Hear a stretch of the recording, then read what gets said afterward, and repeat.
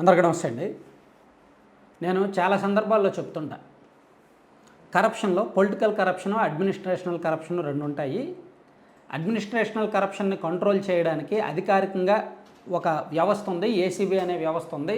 So ఆ కేసులు red హ్యాండెడ్గా పట్టుకోవడాలు ఇదంతా తలనొప్పి ఉంటుంది కాబట్టి అధికారులు కొంచెం చీకటిగా చాలా జాగ్రత్తగా చేసుకుంటారు కరప్షను. కానీ పొలిటికల్ కరప్షన్ మాత్రం బరి తెగించేస్తారు, దొరికినట్టు దోచేసుకుంటారు, ఒక అడ్డు అదుపు ఉండదు అని చెప్పాను కదా. సో గతంలో వైసీపీ అధికారంలో ఉన్నప్పుడు పొలిటికల్ కరప్షన్ బీభత్సంగా జరిగింది. భూములు, గనులు, ఇసుక, మద్యం, బార్డర్ ఇతర రాష్ట్రాలకు సరిహద్దులో ఉన్న జిల్లాల దగ్గర అయితే అక్కడ నుంచి పెట్రోలు, డీజిల్ తీసుకొచ్చి ఇక్కడ బ్లాక్లో అమ్మడం, అక్కడ నుంచి మద్యం తీసుకొచ్చి ఇక్కడ బ్లాక్లో అమ్మడం చాలా జరిగాయి గతంలో వైసీపీ అధికారం ఉన్నప్పుడు. అందులో అది ఇదని కాదు, చాలా చేశారనమాట. సో మరి ఇప్పుడు తెలుగుదేశం పార్టీ అధికారంలోకి వచ్చిన తర్వాత కరప్షన్ జరుగుతుందా లేదా, ఎక్కడైనా ఆ పొలిటికల్ కరప్షన్ ఎంత మేరకు ఉంది అంటే, నేను ఒక 2-3 రోజుల కిందటే హెచ్చరించాను. కొంతమంది తెలుగుదేశం పార్టీ ఎమ్మెల్యేలు కక్కుర్తి పడుతున్నారు, కూటమి ఎమ్మెల్యేలు కొంతమంది కక్కుర్తి పడుతున్నారు. సో అలర్ట్గా ఉండాలి. చాలా చోట్ల ఆల్రెడీ దుకాణాలు తెరిచారు, ప్రైవేట్గా సెటిల్మెంట్లు చేస్తున్నారు, మీటింగులు పెడుతున్నారు, కమిషన్లు దండుకుంటున్నారు అని చెప్పాను.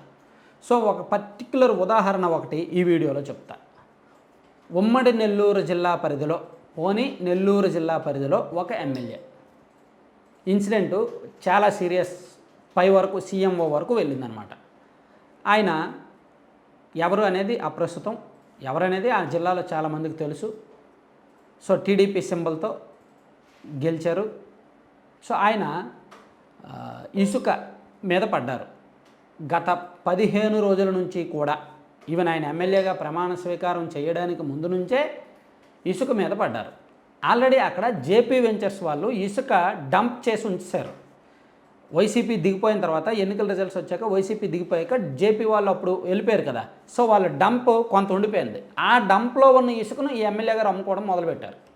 దాంతోపాటు అక్కడ పెన్నా నది ఉంది, నెల్లూరు జిల్లాలో పెన్నా నది ఇసుక ఒక పెద్ద వనరు, ఆదాయ వనరు. సో దానిలో కూడా రేయింబవళ్ళు టిప్పర్లు కొట్టి ఇసుక పెట్టడం మొదలుపెట్టారు. దాన్ని బ్లాక్లో తరలించడం మొదలుపెట్టారు. ఇసుక బిజినెస్, శాండ్ బిజినెస్. అంటే వైసీపీ అధికారంలో ఉన్నప్పుడు ఏ విధంగా జరిగిందో ఈ ఎమ్మెల్యే గారు కూడా ఆ సంస్కృతిని కొనసాగిస్తూ కొంచెం ఓపెన్గా చేశారు. సో విషయం సీఎంఓ వరకు వెళ్ళింది. అలాగే ప్రైవేట్ సెటిల్మెంట్లు, ల్యాండ్లకు సంబంధించి, అలాగే ఎవరైనా ఇల్లు కడుతుంటే వాళ్ళ దగ్గరికి వీళ్ళ అనుచరులు వెళ్ళి బెదిరించడాలు, ఇవన్నీ కూడా జరిగాయి, స్టార్ట్ అయ్యాయి. సో ఈ 10-15 రోజుల్లో ఇవన్నీ జరగడంతో ప్రభుత్వం అలర్ట్ అయింది. సీఎం ఒక విషయం వెళ్ళిపోయింది. ఎందుకంటే అక్కడ ఉన్న కొంతమంది, ఎందుకంటే నెల్లూరు జిల్లా రాజకీయం మామూలుగా ఉండదు. మూడో కంటికి తెలియకుండా చేద్దామంటే ఎవ్వరూ ఆగరు, ఎలాగైనా తెలిసిపోద్ది.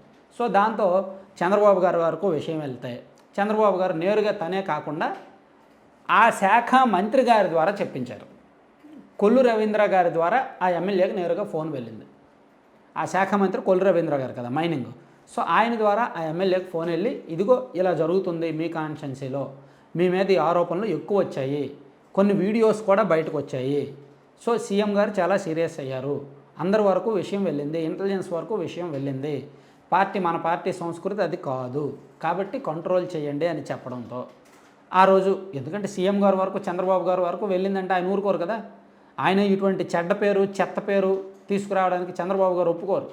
ఒకనొకప్పుడు 2014 నుంచి 19 మధ్యలో టీడీపీ అధికారంలో ఉన్నప్పుడు, అప్పుడు కూడా ఇసుకలో అవినీతి ఎక్కువగా జరుగుతుందని తెలిసి ఉమ్మడి పశ్చిమ గోదావరి జిల్లాకు చెందిన కొంతమంది ఎమ్మెల్యేని పిలిపించి దారుణంగా క్లాస్ పీకి కొట్టబోయారు కూడా.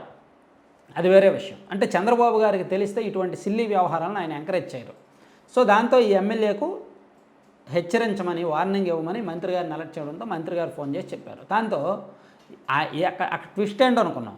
అప్పుడు వరకు ఎవరైతే చేస్తున్నారో అదే ఎమ్మెల్యే గారు అక్కడ రీచ్కి వెళ్ళి, ఇక్కడ అవినీతి జరుగుతుంది, ఇసుక ఎవరో దోచుకెళ్తున్నారు, మొత్తం తీసేయండి, అసలు మా గవర్నమెంట్ వచ్చింది, మా గవర్నమెంట్ పాలసీ తెచ్చే వరకు ఇక్కడ ఎవరైనా సరే ఇసుక తీసుకెళ్తే ఊరుకునేది లేదు, కేసులు నమోదు చేస్తామని హెచ్చరించారు.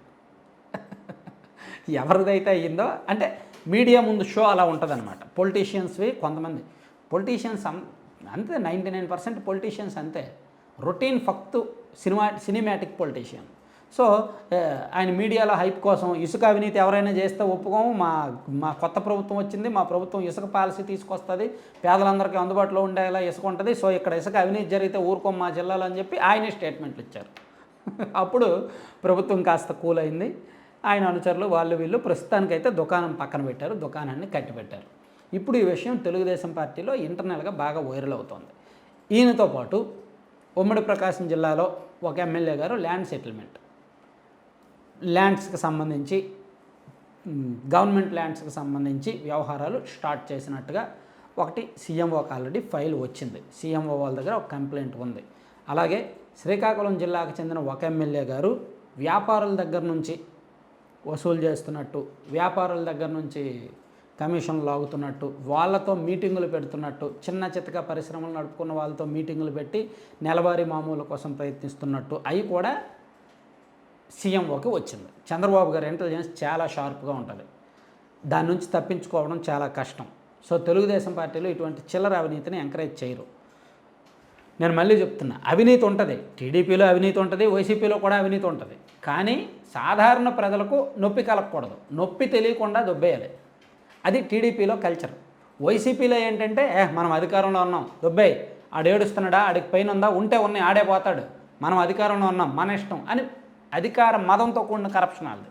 వీళ్ళది మాత్రం భయంగా ప్రజలకు తెలియకూడదు, ప్రజలకు నొప్పి రాకూడదు, కానీ మన పని మంది అయిపోవాలి అనుకునే కరప్షన్ వీళ్ళది. సో అందుకే ప్రస్తుతానికి విషయం బయటకు వచ్చింది కాబట్టి అయితే ఆ ఎమ్మెల్యేలను కంట్రోల్ చేశారు. నెల్లూరు జిల్లా ఎమ్మెల్యే గారికి అయితే ఒక వార్నింగే వెళ్ళింది, డైరెక్ట్ ఫోన్ వెళ్ళి వార్నింగే వెళ్ళింది. మిగిలిన వాళ్ళిద్దరిని కూడా కంట్రోల్ చేస్తారు. సో ఇంకా ఇప్పుడే ఇలా ఉందంటే 10-15 రోజులకే ఇలా ఉందంటే నెక్స్ట్ 5 years ఏం చేస్తారో వీళ్ళు, అంత ఆకలి మీద ఉన్నారు. Thank you.